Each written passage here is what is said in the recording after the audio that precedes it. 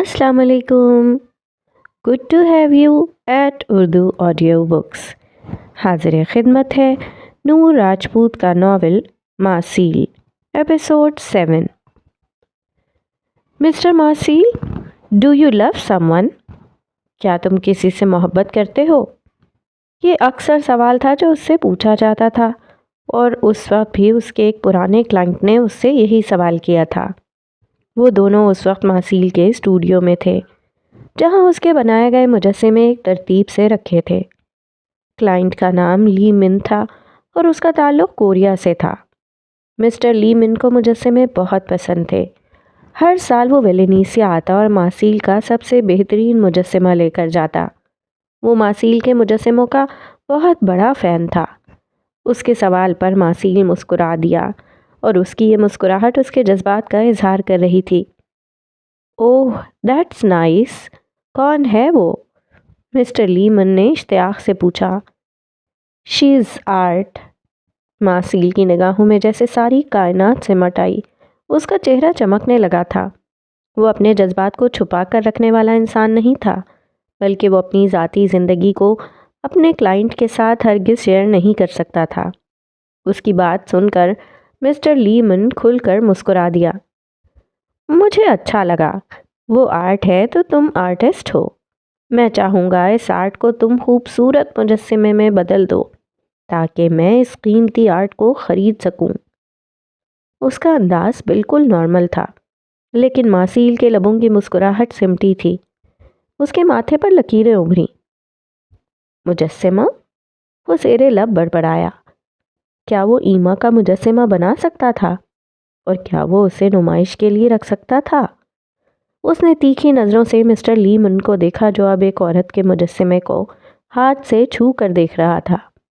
वो उस पर ऐसे हाथ फेर रहा था जैसे वो जिंदा वजूद हो। इन मुजस्समों को देखकर लगता है वाकई ये हकीकी हैं, जैसे अभी छूने से ही जिंदा हो जाएंगे। मिस्टर ली उसके मुजस्समों की तारीफ कर रहा था, जबकि वो अचानक ही संजीदा हो चुका था। वो कोई मशरक़ी मर्द नहीं था जो अपनी महबूबा को लेकर जज्बाती होता और ये सोचता कि कोई उसे ना देखे। वो तो बड़े खुले जहन का मालिक था, तो फिर क्यों उसे सीने में जलन का एहसास हुआ था? अच्छा हुआ ईमा सोशल नहीं है। उसने गहरा सांस फ़ज़ा में खारिज किया और फिर पुरसुकून हो गया, जैसे कोई ईमा तक नहीं पहुंच सकता, जैसे कोई उसके अलावा ईमा को नहीं देख सकता, जैसे वो हमेशा से उसकी हो। उसके जहन से भारी बोझ हट गया, और अब वो नॉर्मली मिस्टर ली को बाकी मुजस्समों के बारे में बता रहा था। स्टूडियो की जहाज़ी साइज़ ग्लास विंडो से बाहर खड़ी तकदीर ने मुस्कुरा कर उसे देखा था। आज उसे वेलेनीसिया की सेंट्रल मार्केट जाना था, जिसका फासला यूनिवर्सिटी से तकरीबन 4 किलोमीटर था। पर डिपार्टमेंट में जो हुआ, उसके बाद वो कितनी ही देर स्टूडेंट्स के हुजूम में घिरी सोचती रही कि ऐसा क्यों हुआ था। कौन था वो लड़का और उससे क्यों ऐसा सवाल पूछा?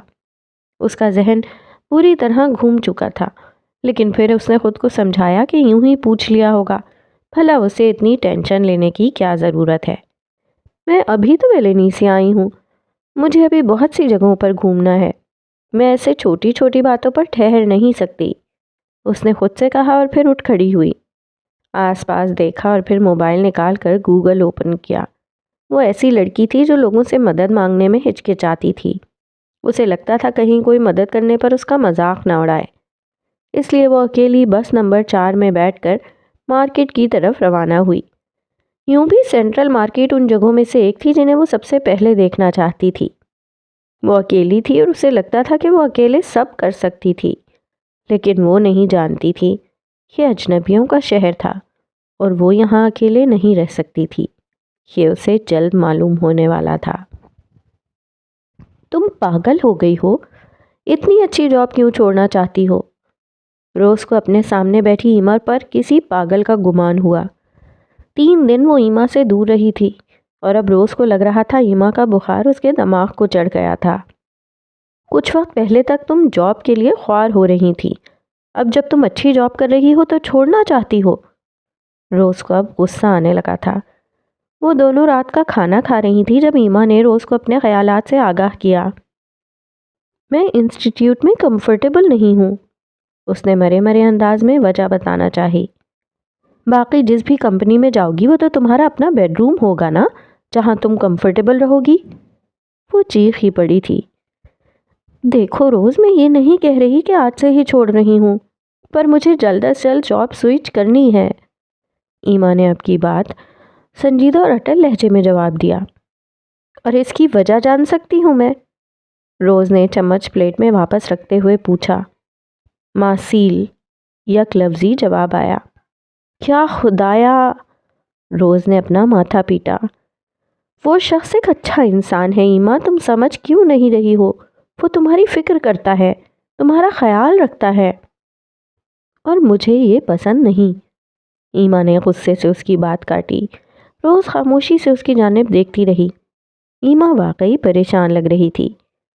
مجھے عجیب لگتا ہے جب وہ شخص مجھے اہمیت دیتا ہے۔ میں کسی کہانی کا حصہ نہیں بننا چاہتی روز۔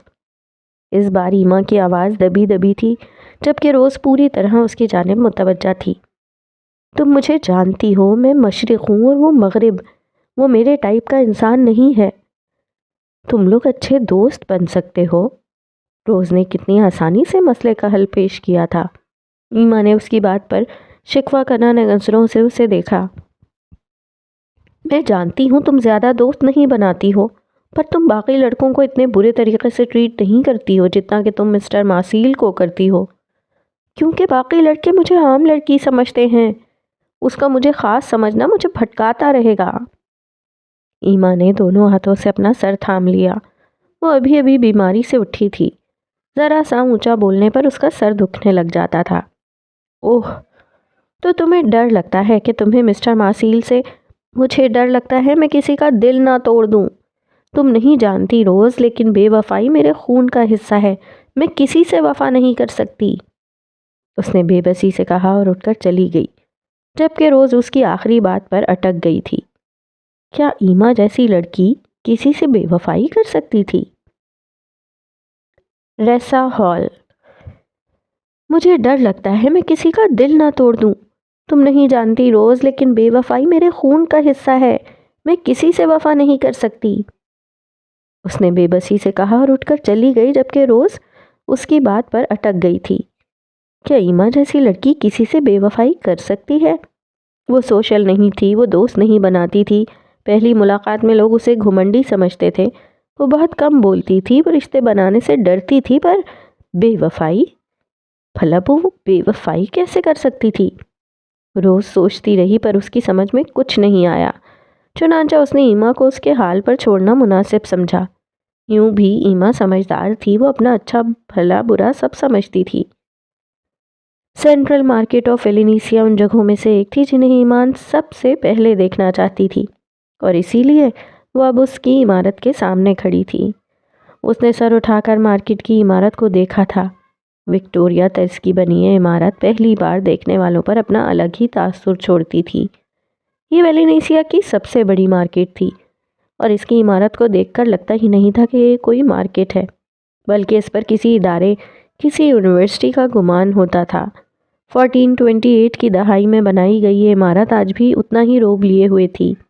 عمارت کو کچھ فاصلے سے دیکھیں تو پچھلی جانب سے ابھرتا جانز چرچ کا مینار ایک الگ ہی چھاپ چھوڑتا تھا۔ وہ مارکیٹ سے کافی فاصلے پر کھڑی تھی۔ اس نے آنکھیں بند کر کے ایک گہرا سانس لیا اور مارکیٹ کی طرف قدم بڑھا دیے۔ وہ اسے اندر سے بھی دیکھنا چاہتی تھی۔ جیسے ہی وہ سیڑھیاں چڑھ کر مارکیٹ کے اندر داخل ہوئی تو اندر کی دنیا بالکل الگ تھی۔ یہاں 1200 سے زائد اسٹالز تھے، جن میں تازہ سبزیاں، پھل، گوشت سب موجود تھا۔ اس کے علاوہ کافی شاپ بھی اندر ہی بنی تھیں۔ لوگ خریداری کر رہے تھے، پر وہ ہر اسٹال دیکھ رہی تھی۔ جب تک وہ تھک نہیں گئی، گھومتی رہی، اور پھر اس نے کھانے پینے کا تھوڑا سا سامان لیا، کچھ بریڈ، کچھ انڈے اور دودھ کے ڈبے۔ اسے اپنے ہاتھ کی چائے پسند تھی، اور وہ اپنے ہلکے پھلکے ناشتے کا انتظام کرنا چاہتی تھی۔ تقریباً 1.5 گھنٹہ مارکیٹ میں گزارنے کے بعد اپنے مطلب کا سامان لے کر وہ واپسی کے لیے نکلی۔ آج کے دن وہ کافی تھک گئی تھی، چنانچہ اس نے واپس جانا ضروری سمجھا، اور جب آدھے گھنٹے بعد وہ اپنے ہاسٹل واپس پہنچی تو اندر کی چہل پہل دیکھ کر حیران رہ گئی۔ وہ جس ہاسٹل میں تھی وہ دراصل ہال کہلاتا تھا۔ ویلینیسیا یونیورسٹی کے اپنے 2 ہال تھے، اور جس ہال میں وہ تھی اس کا نام ڈیمیا بونٹ ہال تھا، جسے سب ریسا ہال کہتے تھے۔ یہاں 400 سے زائد اسٹوڈنٹس رہتے تھے۔ ہال کی اپنی دنیا تھی۔ یہاں لڑکوں اور لڑکیوں دونوں کی رہائش تھی۔ ہال میں الگ سے جم تھے، ہال کے اپنے سوئمنگ پول، لائبریری، اپنے کامن روم، کیفیٹیریا، ڈائننگ ہال اور اسپورٹس کلب تھا۔ یہاں نہ صرف اسپین کے مختلف شہروں سے آئے ہوئے اسٹوڈنٹس تھے، بلکہ انٹرنیشنل اسٹوڈنٹس بھی رہتے تھے۔ یہاں اسے یونیورسٹی سے زیادہ گہما گہمی نظر آئی۔ کل تو یہاں آنے کے بعد وہ باہر ہی نہیں نکلی تھی، پر اب اس وقت کافی رونق لگی تھی۔ لڑکیوں کے ونگز الگ تھے اور وہ اس وقت ڈبل اسٹوڈیو میں تھی، یعنی وہ شیئرنگ روم میں تھی۔ ریسا ہال 2009 میں بنایا گیا تھا، جب یونیورسٹی نے ٹورینجرز بنایا۔ ریسا ہال اسی کیمپس میں تھا، البتہ اس کا ڈپارٹمنٹ مین کیمپس میں تھا۔ یہاں اکنامکس، لاء، ایجوکیشن اور باقی ڈپارٹمنٹس تھے۔ یہ کیمپس شہر کے شمال مغرب میں موجود تھا، جہاں پبلک ٹرانسپورٹ کی سہولت آسانی سے موجود تھی۔ ریسا ہال میں ایمان نے اپنی رجسٹریشن ایڈمیشن کے فوراً بعد کروا لی تھی۔ وہ اجنبی شہر میں خوار ہونا نہیں چاہتی تھی، اس لیے کل وہ آسانی سے یہاں تک پہنچ گئی تھی۔ اس کا کمرہ 4تھی منزل پر تھا۔ وہ سیڑھیاں چڑھ کر آئی تھی اور اپنے کمرے تک پہنچتے پہنچتے اس کا سانس بری طرح پھول گیا تھا، کیونکہ اس کے دونوں ہاتھ شاپنگ بیگ سے بھرے ہوئے تھے۔ اس کا کمرہ کشادہ اور صاف ستھرا تھا، سوائے یشما کی سائڈ کے۔ کمرے کی صفائی نہ وہ کرواتی تھی نہ خود کرتی تھی۔ جب ایما کمرے میں آئی تو کمرے میں گرد جمی ہوئی تھی جسے اس نے صاف کیا تھا۔ یہاں تمام کمروں میں الگ رنگ کا پینٹ تھا، ہلکے نیلے رنگ کا پینٹ، اور اسی رنگ کا بیڈ اور اسی رنگ کی ٹیبل موجود تھے۔ یشما کا اپنا بیڈ، اپنا ٹیبل اور اپنی الماری تھی۔ کمرے میں سائڈ پر ایک چھوٹا سا کچن تھا جسے دونوں نے شیئر کرنا تھا، اور واش روم بھی ایک ہی تھا۔ کمرے میں کھڑکی تھی جس سے باہر کا منظر صاف نظر آتا تھا۔ وہ جب اپنے کمرے میں آئی تو یشما نہیں تھی۔ اس نے حسب معمول اپنا سامان رکھا اور فریش ہونے چلی گئی۔ رات کا کھانا اس نے ڈائننگ ہال سے کھانے کا سوچا تھا۔ یہاں زیادہ تر اسٹوڈنٹس رات کا کھانا ڈائننگ ہال سے کھاتے تھے، جو باہر کی نسبت سستا تھا، اور وہ کھانا بنانے کی مشقت سے بھی بچ جاتے تھے۔ اور ایما نے اپنا مینیو سیٹ کر لیا تھا۔ صبح ہلکا پھلکا ناشتہ وہ خود بنانے والی تھی، لنچ یونیورسٹی سے اور رات کا کھانا ڈائننگ ہال سے۔ اس کی آدھی سے زیادہ مشکل آسان ہو چکی تھی۔ فریش ہونے کے بعد اس نے عصر کی نماز پڑھی اور پھر گھر کال کی۔ ویلینیسیا میں 5 بجے تھے اور پاکستان میں رات 8 کا ٹائم تھا، اور پھر اس نے لمبی بات کی اور انہیں اپنے ہاسٹل اور یونیورسٹی کا بتایا۔ اسے سیٹ دیکھ کر گھر والے بھی کافی مطمئن ہو چکے تھے۔ آج کا موسم خوشگوار تھا۔ دھوپ اس قدر چمکیلی تھی کہ آنکھیں چندھیا جاتی تھیں، پر مسلسل چلنے والی ٹھنڈی ہوا نے دھوپ کو بھی ٹھنڈا بنا دیا تھا۔ آج روز اس سے پہلے ہی انسٹیٹیوٹ سے چلی گئی تھی۔ اس نے واک کا سوچا اور اپنا کام ختم کر کے انسٹیٹیوٹ سے نکل آئی۔ اس کے کوٹ شوز کی ٹک ٹک پتھریلی سڑک پر الگ ہی سر بکھیر رہی تھی۔ اف اللہ، کہاں پھنس گئی، اس لیے میں ان جوتوں کو نہیں پہنتی۔ ویران سڑک پر خاموشی میں گونجنے والی ہیل کی آواز نے اسے کوفت میں ڈال دیا تھا۔ وہ رکی اور جھک کر اپنے جوتوں کو دیکھنے لگی۔ وہ بمشکل ہی 2 انچ اونچے ہوں گے، لیکن پتھریلی نیچے کی جانب ڈھلوان والی سڑک پر ابھرنے والی آواز اسے بیزار کر رہی تھی۔ اتنا مت سوچو، یہ اچھے لگ رہے ہیں۔ اچانک عقب سے ابھرنے والی آواز پر وہ چونک کر مڑی۔ ماسیل اپنی تمام تر وجاہت لیے اس کے سامنے ہی کھڑا تھا۔ یقیناً وہ اس کا پیچھا کرتے یہاں تک پہنچا تھا۔ آپ یہاں کیا کر رہے ہیں؟ اس نے ابرو اچکا کر پوچھا۔ تمہارا پیچھا، یقینی طور پر۔ وہ ہالے سے مسکرا دیا۔ ٹین ایجرز والی حرکتیں آپ کو سوٹ نہیں کرتی۔ ایما کے اگلے جملے پر اس کی مسکراہٹ مزید گہری ہو گئی۔ کبھی تو دل رکھ لیا کرو۔ وہ پینٹ کی جیبوں میں ہاتھ پھنساتے اس کے قریب آیا۔ اتنا وقت نہیں ہے میرے پاس۔ وہ خفگی سے پلٹی۔ اتنا غصہ کیوں کرتی ہو؟ وہ اس کے برابر آ کر کھڑا ہوا۔ نظر سامنے کشادہ آسمان پر جمی تھی۔ وہ اونچائی پر کھڑے تھے اور یہ سڑک نیچے کو جا رہی تھی۔ اولڈ ٹاؤن کی گلیاں اسے اب پسند آنے لگی تھیں۔ وجہ ایما تھی جو اکثر وہاں گھومتی پائی جاتی۔ پہلے آپ بتائیں، آپ میرا پیچھا کیوں کر رہے ہیں؟ ایمان نے اپنے دونوں ہاتھوں کو رگڑ کر حرارت پیدا کرنا چاہی۔ ٹھنڈی ہوا کے باعث سردی کی شدت میں اضافہ ہو گیا تھا۔ معسیل کی نظر اس کی سرخ ناک سے ہوتی اس کے ہاتھوں تک گئی۔ سیاہ کوٹ کی آستینوں سے اس کے مخروطی ہاتھ دھوپ میں چمک رہے تھے۔ وہ اپنے ہاتھوں کو مسلسل رگڑ رہی تھی اور معسیل کی نظریں اس کے ہاتھوں پر جم کر رہ گئیں۔ اس کے ہاتھ بہت خوبصورت تھے۔ بائیں ہاتھ کی شہادت انگلی پر ناخن کے عین قریب ایک سیاہ تل تھا۔ اس کے بڑھے ہوئے سفید ناخن جو جیسے سفید پالش لگا رکھی ہو چمک رہے تھے۔ وہ چاہ کر بھی اپنی نظریں نہیں ہٹا پایا۔ ایما نے اسے جب یوں اپنے ہاتھوں کو تکتے پایا تو وہ انہیں جلدی سے اپنے کوٹ کی جیبوں میں چھپا گئی۔ خوبصورت، وہ بس اتنا ہی کہہ پایا۔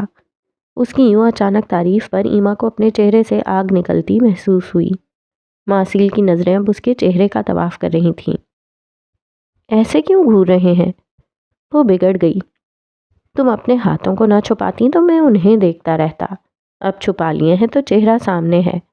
ویسے تم کیا کھاتی ہو؟ اتنی خوبصورت کیوں لگتی ہو مجھے؟ وہ کچھ بھی دل میں رکھنے کا قائل نہیں تھا، لیکن وہ اسے جانتا نہیں تھا۔ اس کی ان باتوں سے ایما کی جان پر بہناتی تھی۔ میرا پیچھا مت کریں، وہ اس کی بات کا جواب دیے بنا اسے وارن کرتی آگے بڑھی۔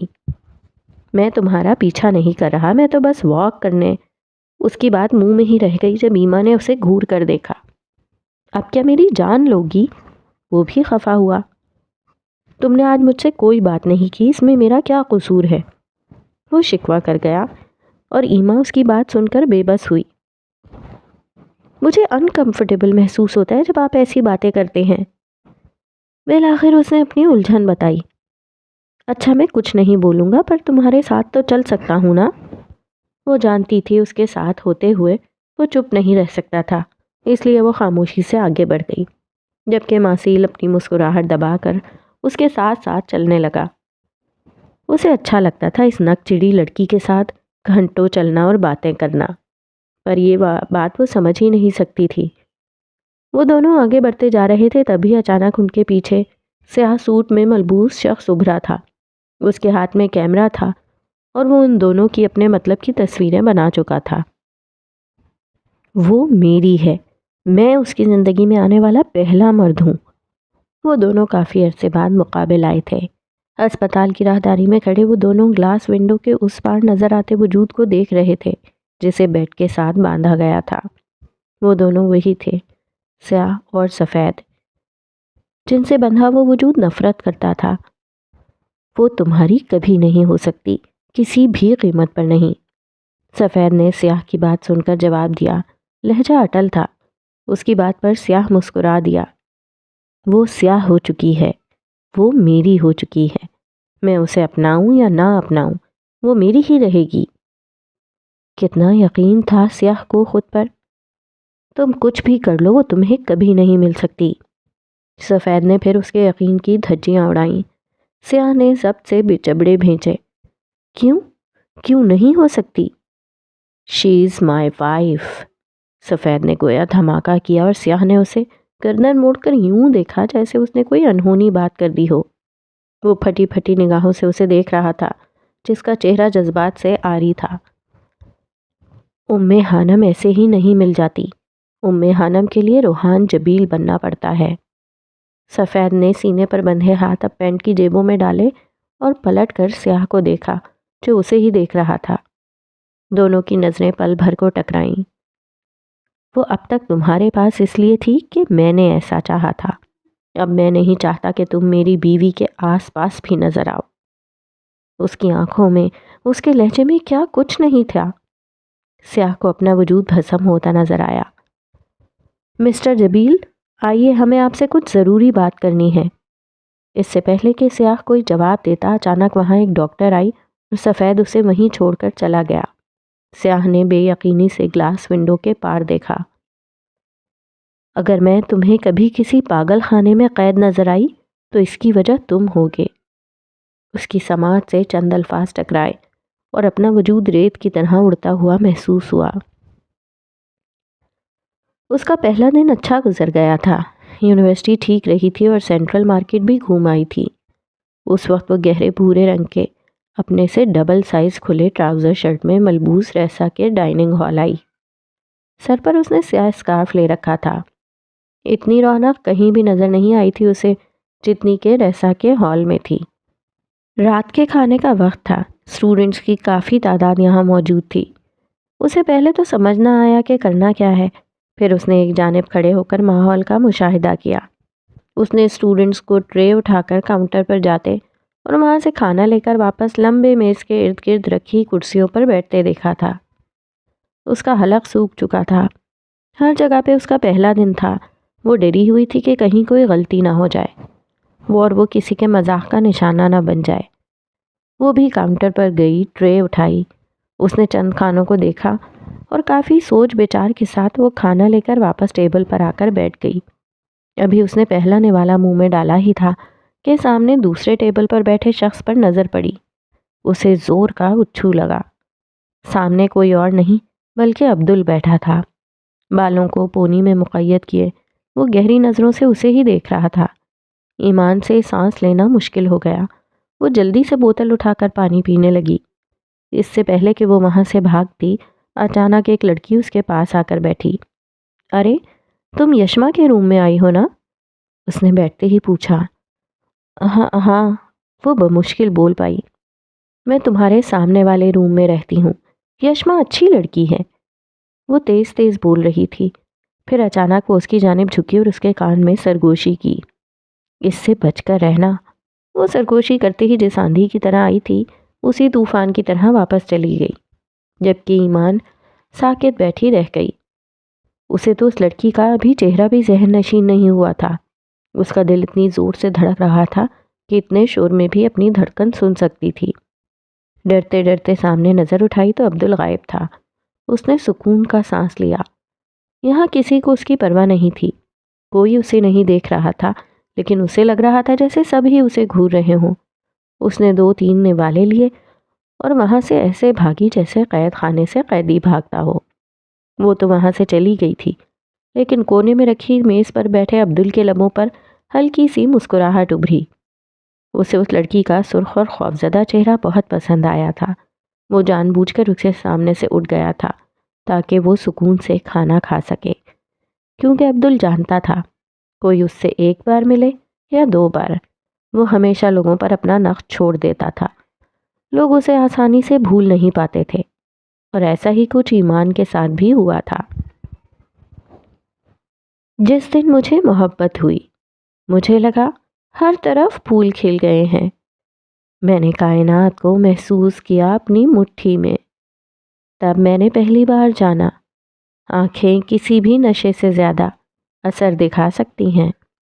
ہماری آنکھیں 4 ہوئیں اور مجھ پر ہپنوٹزم کا حملہ ہوا۔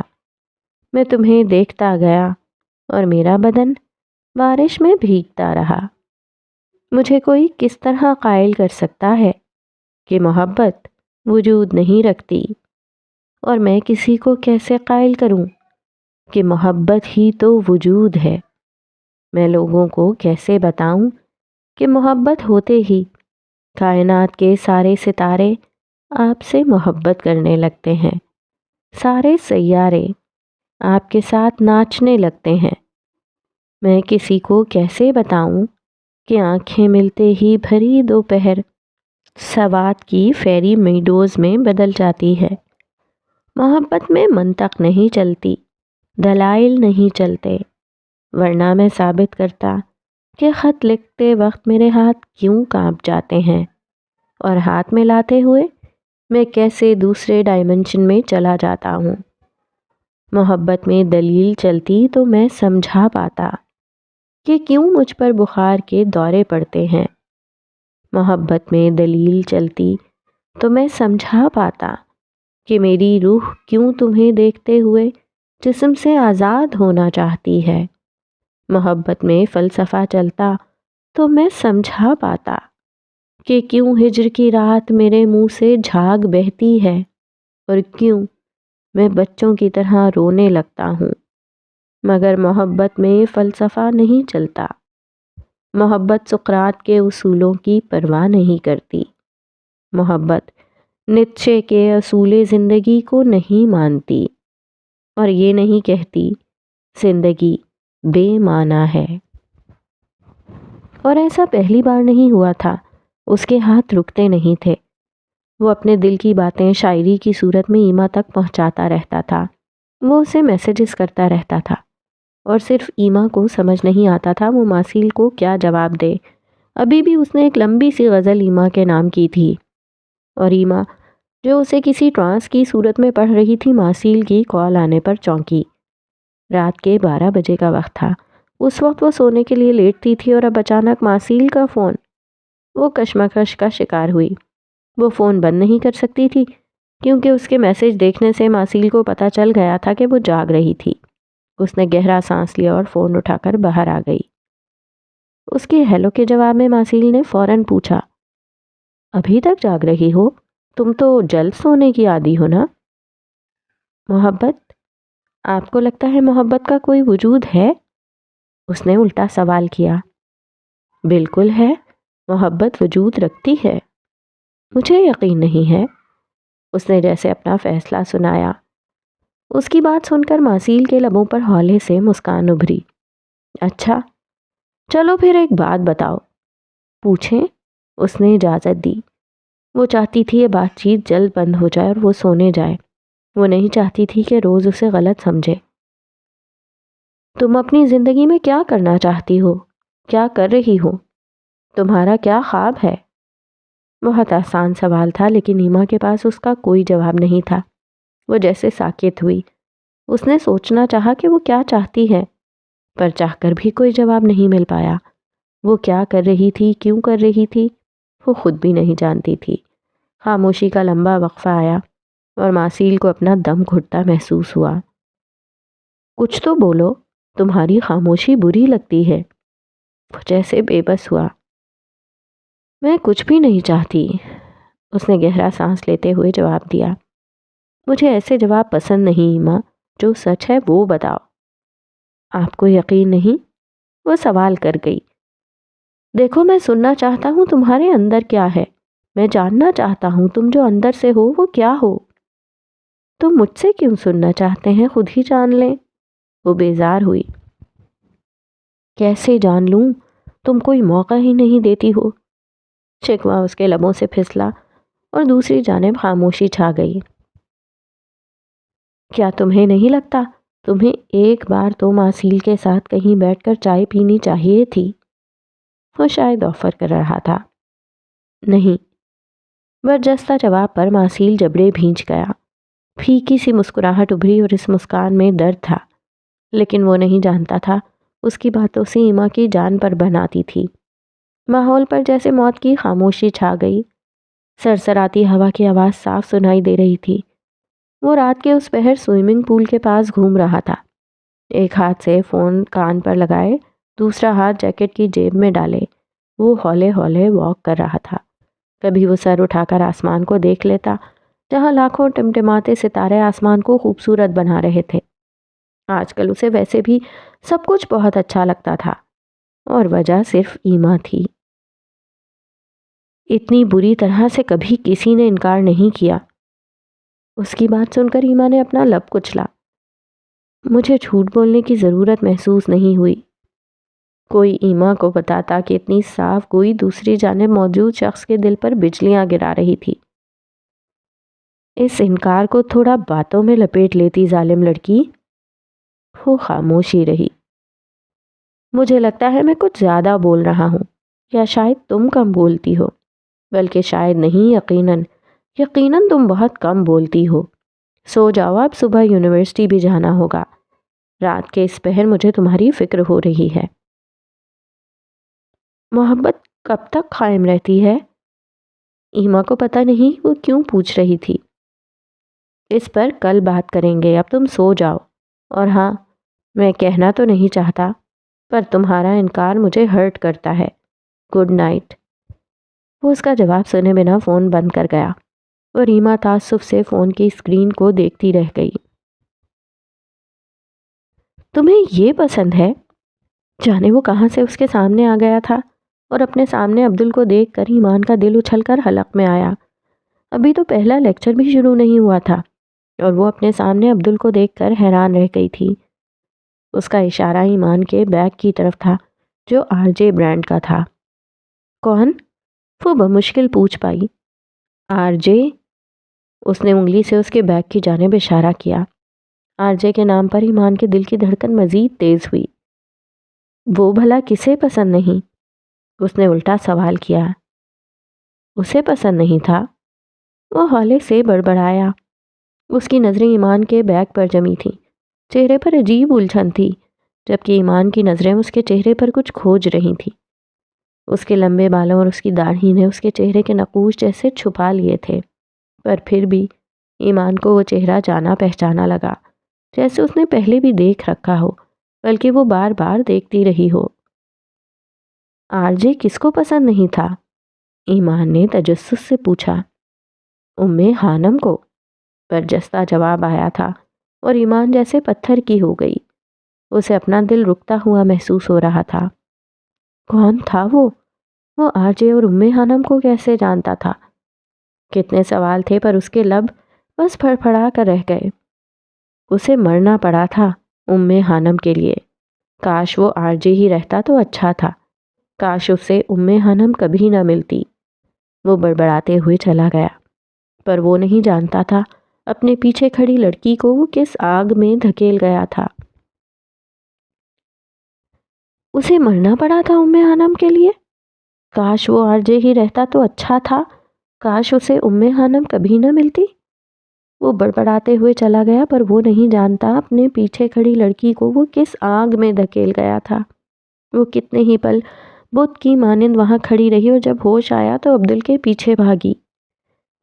ایکسکیوز می، سنو، ارے رکو، تم انہیں جانتے ہو؟ تم RJ کو کیسے جانتے ہو؟ وہ اس کے پیچھے بھاگ رہی تھی۔ وہ خود نہیں جانتی تھی وہ ایسا کیوں کر رہی تھی۔ کوئی اور جگہ ہوتی تو سب اسے پاگل سمجھتے، پر یہاں زیادہ اسٹوڈنٹس نے غور نہیں کیا تھا۔ ایک دو نے حیرت سے اسے دیکھا، اور پھر وہ واپس اپنے کاموں میں مگن ہو گئے۔ یہ کون سا پہلی بار تھا جب کوئی لڑکی عبدل کے پیچھے بھاگی تھی؟ یہ تو روز کا کام تھا۔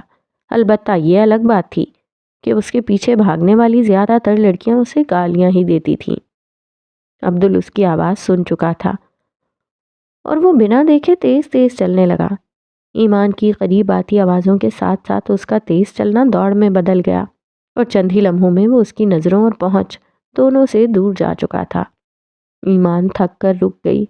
وہ بری طرح سے ہانپ رہی تھی۔ جب اسے احساس ہوا کہ وہ عبدل کے پیچھے بھاگ رہی تھی تو شرمندگی نے اسے گھیر لیا۔ اس کا شفاف چہرہ سرخ پڑ چکا تھا، اور سیاہ آنکھوں میں غصہ ہی غصہ تھا۔ منحوس انسان، نہیں بتانا تھا تو پوچھا کیوں؟ وہ بڑبڑاتی واپس پلٹ گئی۔ اس کی کلاس شروع ہو چکی تھی۔ کسی بھی کہانی میں کچھ کردار ایسے ہوتے ہیں جو سامنے کھیل رہے ہوتے ہیں، جبکہ ایک ایسا کردار ہوتا ہے جو سب کو کھیلنے پر مجبور کر رہا ہوتا ہے۔ یوں کہہ لیجئے کہ پوری گیم اسی کی بنائی ہوئی ہوتی ہے، اور اس کہانی کا ماسٹر مائنڈ وہ تھا جیسے کوئی نہیں جانتا تھا۔ اور وہ اس وقت گہرے بھورے رنگ کی ہوڈی پہنے، بھورے رنگ کا کافی کا مگ ہاتھ میں تھامے اپنے اسٹڈی روم کی کھڑکی میں کھڑا تھا۔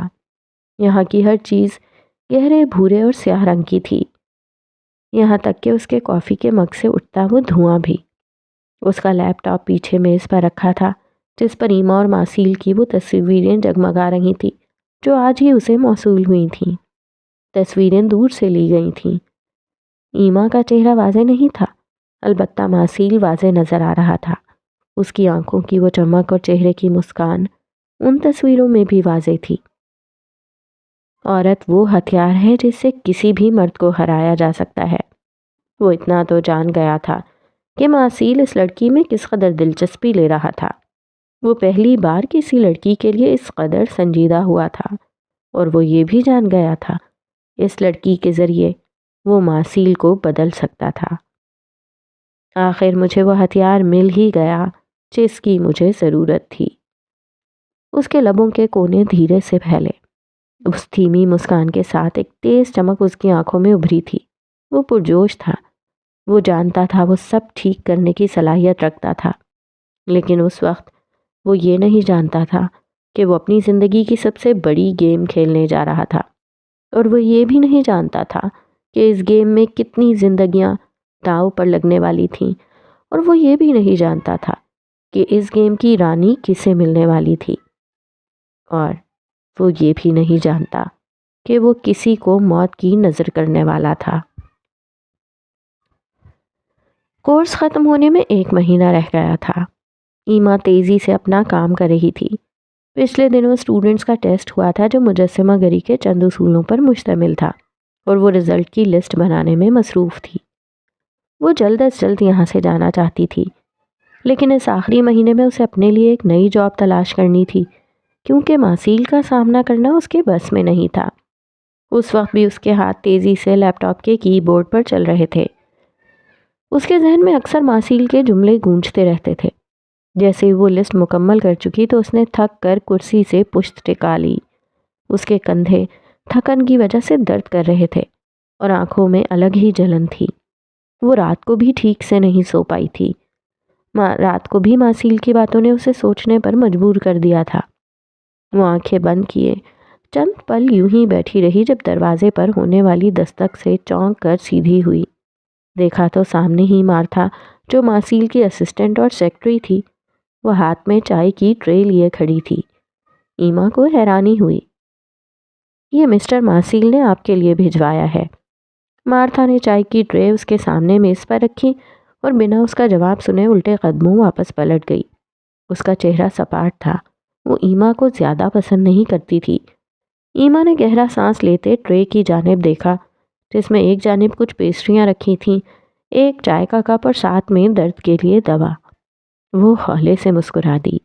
یہ پہلی بار ہوا تھا جب وہ ماسیل کی وجہ سے مسکرائی تھی۔ جانے وہ کیسے جان گیا تھا کہ اس وقت اسے ان تینوں چیزوں کی طلب تھی۔ اس نے ایک پیسٹری اٹھائی اور منہ میں ڈالنے لگی، پھر وہ رک گئی۔ ادھم کو کیسے پتہ چلا کہ مجھے پیسٹری پسند ہے؟ اس نے سوچا۔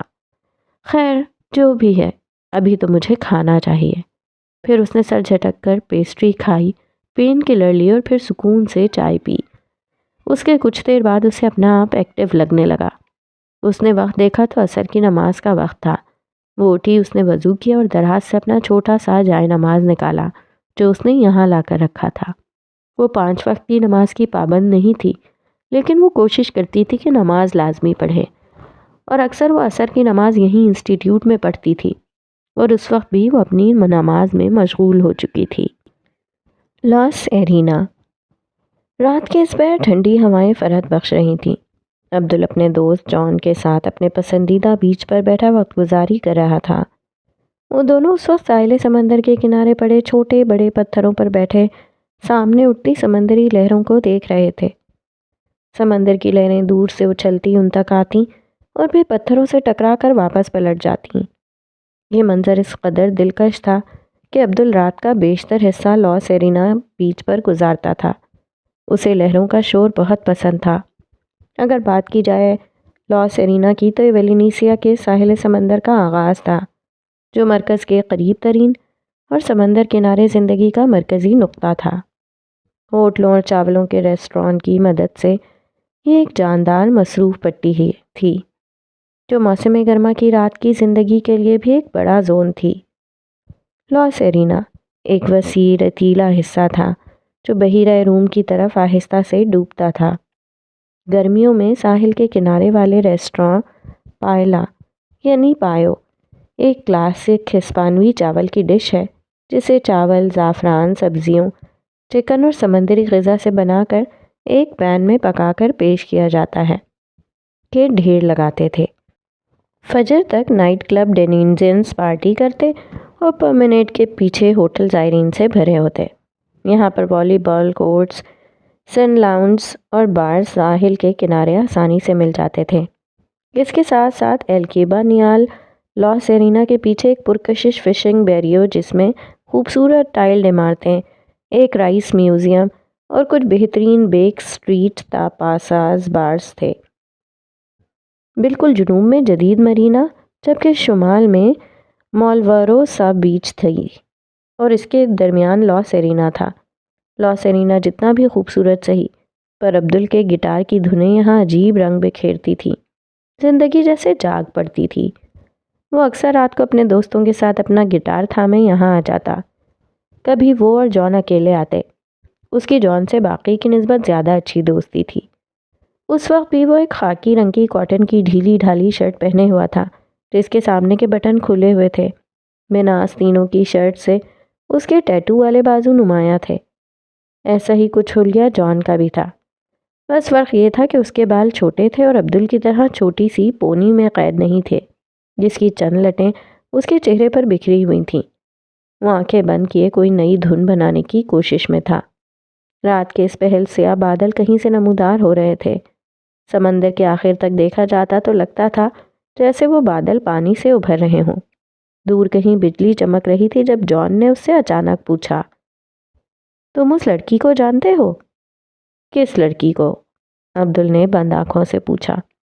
وہی جو آج تمہارے پیچھے بھاگ رہی تھی، مشکل سا نام تھا اس کا۔ ایمان۔ جان نے ایمان کا نام توڑ مروڑ کر پیش کیا۔ ایمان نام ہے اس کا۔ ہاں وہی۔ کیا تم اسے جانتے ہو؟ نہیں، بالکل بھی نہیں۔ وہ ابھی بھی گٹار کے تاروں کو ہولے ہولے چھیڑ رہا تھا۔ میں نے تمہیں 3 بار اس کے ساتھ دیکھا ہے۔ جان نے ایک چھوٹا سا پتھر پوری قوت سے ہاتھ گھما کر پانی میں پھینکا اور پھر بھویں سکیڑ کر عبدل کو دیکھا۔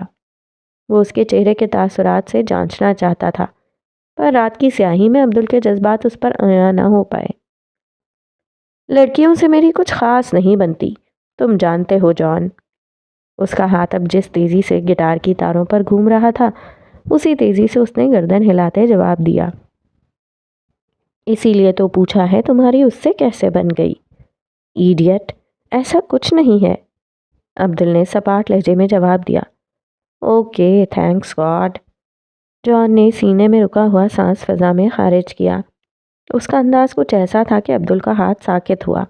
اس نے جھٹ سے آنکھیں کھولیں۔ کیا تم مجھ سے کچھ چھپا رہے ہو؟ عبدل کا لہجہ سرد تھا، اس کے اندر کچھ اندیشے بھی تھے۔ جان اس کا چہرہ تو نہیں دیکھ پایا، لیکن اسے عبدل کی نظریں اپنے جسم میں گھستی ہوئی محسوس ہو رہی تھیں۔ وہ دونوں کبھی کبھار ہی سنجیدہ ہوتے تھے، اور اس وقت عبدل کو کچھ غلط ہونے کا احساس ہوا تھا۔ وہ دراصل باقی سب سوچ رہے تھے کہ اس نئی لڑکی کے ساتھ کوئی پرینک کیا جائے۔ سب کو لگتا ہے وہ تھوڑی الگ ہے تو اسے ڈرانے میں مزہ۔ کیا بکواس کر رہے ہو؟ عبدل ایک جھٹکے سے اٹھ کھڑا ہوا۔ Relax Abdul, just prank. John نے اسے پرسکون کرنا چاہا۔ وہ اسی لیے عبدل سے بار بار پوچھ رہا تھا کہ وہ لڑکی اس کی کیا لگتی تھی، تاکہ پوری تسلی سے وہ اسے اپنا شکار بنا سکیں۔ کیا کرنے والے ہیں وہ سب؟ عبدل کے چہرے کا رنگ اڑ چکا تھا۔ ایمان اس کی کچھ نہیں لگتی تھی، لیکن وہ نہیں چاہتا تھا کہ ایمان اس کے دوستوں کی پرینک کا شکار ہو، کیونکہ اچھا بھلا انسان ان کے جال میں پھنس جاتا تھا۔ ریسا ہال کی لائبریری، جان اتنا ہی کہہ پایا کہ عبدل اپنا گٹار وہیں چھوڑ کر سر پٹ بھاگا۔ بادل زور سے گرجے۔ جو بجلی دور چمک رہی تھی وہ اب ان کے سر پر پہنچ چکی تھی۔ جان جانتا تھا بارش ہونے والی تھی، وہ یہ بھی جانتا تھا یہ پہلی بار نہیں تھا، پر عبدل کا رویہ اس کی سمجھ سے باہر تھا۔ جانے ایمان کے ساتھ کیا ہونے والا تھا، اور جانے عبدل ان سب کے ساتھ کیا کرنے والا تھا۔ ماسیل جب کلاس لے کر ایما کے آفس آیا تو گلاس ڈور سے ہی وہ اسے نماز پڑھتی نظر آئی۔ اس کے قدم وہیں رک گئے۔ جب وہ اسے نماز پڑھتی نظر آئی تھی تب ماسیل کو اپنے اندر کچھ جلتا محسوس ہوتا تھا۔ اسے لگتا تھا ایما کا نماز پڑھنا ایما کو اس سے دور لے جاتا تھا۔ اسے اپنے اور ایما کے درمیان صدیوں کا فاصلہ نظر آتا تھا۔ وہ آج سرمئی رنگ کی جیکٹ پہنے ہوا تھا۔ اس کے گھنے بال آج جیل سے سیٹ نہیں تھے، بلکہ وہ بکھرے ہوئے تھے۔ وہ اب دعا مانگ رہی تھی اور اس کی نظریں ایما پر جمی تھیں۔ وہ وہاں سے واپس پلٹا اور پول کے پاس جا کر کھڑا ہو گیا، جس میں رنگ برنگی بطخیں ہر وقت تیرتی رہتی تھیں۔ وہ وہاں رکھے بینچ پر آ کر بیٹھ گیا۔ ایما نے دعا مانگنے کے بعد جائے نماز واپس رکھا اور اپنی چیزیں سمیٹ کر آفس سے باہر نکل آئی۔ اس کے جانے کا ٹائم بھی ہو چکا تھا۔ وہ رزلٹ کی لسٹ بنا کر ماسیل کو ای میل کر چکی تھی۔ اب وہ فری تھی، یعنی جا سکتی تھی۔ لیکن اس نے ماسیل کو واپس پلٹتے دیکھ لیا تھا۔ یقیناً اسے کوئی بات کرنی تھی۔ وہ اپنا بیگ تھامتی اس تک آئی اور پھر بینچ کے دوسرے کونے پر بیٹھ گئی۔ کوئی کام تھا آپ کو؟ اس نے سوال کیا۔ تم نماز مت پڑھا کرو۔ ماسیل کی بات سن کر ایما نے جھٹکے سے اس کی جانب دیکھا۔ ماسیل کی نظریں سامنے پول میں تیرتی بطخوں پر جمی تھیں۔ اس کا چہرہ سپاٹ تھا۔ ایما کو سمجھ نہیں آیا کہ یہ اس کا حکم تھا یا اس نے التجا کی تھی۔ کیوں نہ پڑھوں؟ اس نے نرم لہجے میں پوچھا۔ وہ جاننا چاہتی تھی اس شخص کے ذہن میں کیا چل رہا تھا۔ جب بھی تم نماز پڑھتی ہو مجھے ایسا لگتا ہے جیسے کوئی اندیکھا وجود تمہارے اور میرے درمیان آ کر کھڑا ہو گیا ہو۔ مجھے ایسا لگتا ہے جیسے کوئی اندیکھی طاقت تمہیں مجھ سے دور کھینچ رہی ہو۔ اس کی نظریں ابھی بھی پول پر تھیں۔ وہ ایما کی جانب دیکھنے سے گریز کر رہا تھا۔ ادھم، آپ کے اور میرے درمیان خدا ہے، وہی خدا جسے آپ مانتے نہیں۔ ایما نے ہولے سے جواب دیا۔ پر کیوں ہے وہ؟ اسے میرے اور تمہارے درمیان نہیں آنا چاہیے۔ وہ دبے دبے لہجے میں چلایا۔ ایما نے بے بسی سے اسے دیکھا۔ اپنی دائیں جانب بیٹھا وہ شخص اسے کبھی بھی سمجھ نہیں آیا تھا۔ مجھے لگتا ہے اب مجھے جانا چاہیے۔ وہ اٹھ کھڑی ہوئی۔ میرے ایک سوال کا جواب دو گی؟ وہ اس کی جانب مڑا۔ ایما کی نظریں اس سے ٹکرائیں۔ اس کی آنکھوں میں کچھ تھا، کچھ ویسا ہی جو برسوں پہلے سید حویلی کے بند کمرے میں کھڑے دو وجود میں سے ایک کی آنکھوں میں تھا جب اس نے دوسرے سے سوال کیا تھا۔ تمہارے مذہب میں سب سے بڑا گناہ کیا ہے؟ نماز نہ پڑھنا، رائٹ؟ سب سے پہلا سوال نماز کا ہوگا، ایما نے جواب دیا۔ اور نماز نہ پڑھنے پر سزا ہوگی، رائٹ؟ آپ جانتے ہیں تو پوچھ کیوں رہے ہیں؟ تم صرف سزا سے بچنے کے لیے نماز پڑھتی ہو کیونکہ تمہیں اپنے خدا سے ڈر لگتا ہے۔ مجھے اس کی عبادت کرنا اچھا لگتا ہے، یہ میرا فرض ہے۔ اسے فرق نہیں پڑتا تم کون ہو ایما۔ اس کے نزدیک جو اس کی بات مانے گا وہ بہتر ہوگا اور جو نہیں مانے گا وہ اس کے غضب کا شکار ہوگا، ایسا ہی ہے نا؟ وہ برتری کے معیار تقویٰ کی جانب اشارہ کر رہا تھا۔ اللہ کی محبت انسان تب حاصل کر سکتا ہے جب وہ اس کے محبوب حضرت محمد صلی اللہ علیہ وآلہ وسلم کے بتائے گئے طریقوں پر عمل کرتا ہے۔ اس کی محبت حاصل کرتا ہے تو اسے اللہ کی محبت بھی مل جاتی ہے۔ اس کی بات سن کر ایما خاموش رہی۔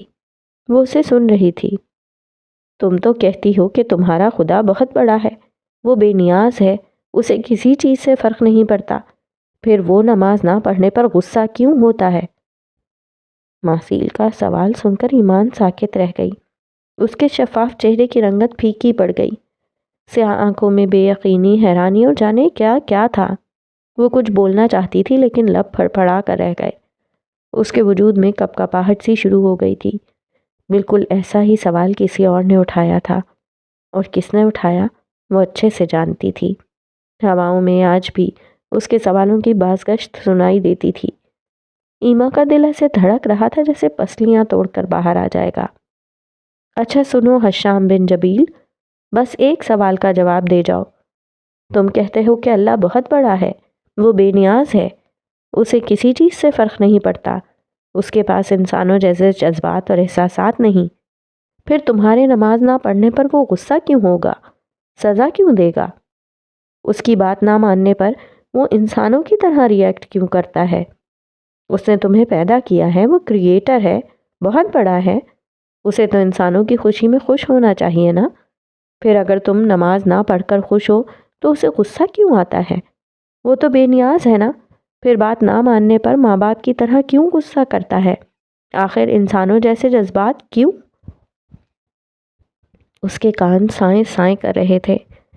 کلاس کب کی ختم ہو چکی تھی۔ بہت سے اسٹوڈنٹس پریکٹس کر رہے تھے۔ بہت سے اسٹوڈنٹس بڑے سے گیٹ سے باہر نکل گئے تھے۔ ان میں چند لڑکیاں ایسی بھی تھیں جو ماسیل اور ایما کو ایک ساتھ دیکھ کر رک جاتی تھیں۔ ان کے چہرے کے تاثرات ناگوار ہو جاتے تھے۔ ایما تو جیسے کھڑی کھڑی پتھر کا بت بن گئی۔ روز نے بھی اسے گلاس ونڈو سے دیکھا جہاں وہ ماسیل کے پاس کھڑی تھی، اور پھر وہ ہولے سے مسکرا دی۔ کیا تم ٹھیک ہو؟ ایما کے چہرے کی اڑتی رنگت دیکھ کر ماسیل جھٹکے سے کھڑا ہوا۔ اسے احساس ہوا جیسے اس نے کچھ زیادہ ہی غلط بول دیا تھا یا پھر کچھ غلط پوچھ لیا تھا، پر وہ ایما کے اندرونی جذبات سے ناواقف تھا۔ ہاں میں ٹھیک ہوں، ایما جیسے ہوش میں آئی۔ اس نے خشک لبوں پر زبان پھیری، حلق میں ڈھیروں کانٹے اگائے تھے۔ ادھم، کیا میں آپ کے سوال کا جواب کل دے سکتی ہوں؟ اس نے اپنے بیگ پر گرفت بڑھاتے ہوئے پوچھا۔ ماسیل اسے غور سے دیکھ رہا تھا، وہ جیسے اس کا جواب سنتے ہی وہاں سے بھاگ جانے کو تیار تھی، پر وہ نہیں جانتی تھی جب جب وہ اسے ادھم پکارتی تھی، ماسیل کا دل اس کے سینے سے نکل کر سامنے کھڑی لڑکی کے قدموں میں گر جاتا تھا۔ تم قیامت کے روز بھی جواب دینا چاہو تو میں تب تک بھی انتظار کر لوں گا۔ وہ تھوڑا سا اس کی جانب جھکتے ہوئے رازدارانہ انداز میں بولا، لبوں پر مسکان تھی۔ اوکے، تھینک یو، مجھے اب جانا ہے۔ اور وہی ہوا جس کا ماسیل کو ڈر تھا۔ وہ پلٹی اور بھاگنے کے سے انداز میں اس سے دور ہوتی چلی گئی۔ ماسیل کی نگاہوں نے دور تک اس کا پیچھا کیا تھا، پھر اس نے گہرا سانس لے کر آسمان کی جانب دیکھا۔ اس کی آنکھوں کی چمک ایک ہی بات چیخ چیخ کر کہتی تھی، میں اسے اپنا بنا ہی لوں گا۔ وہ جیسے اوپر والے کو چیلنج کر رہا تھا، اسے جیسے خود پر بھروسہ تھا۔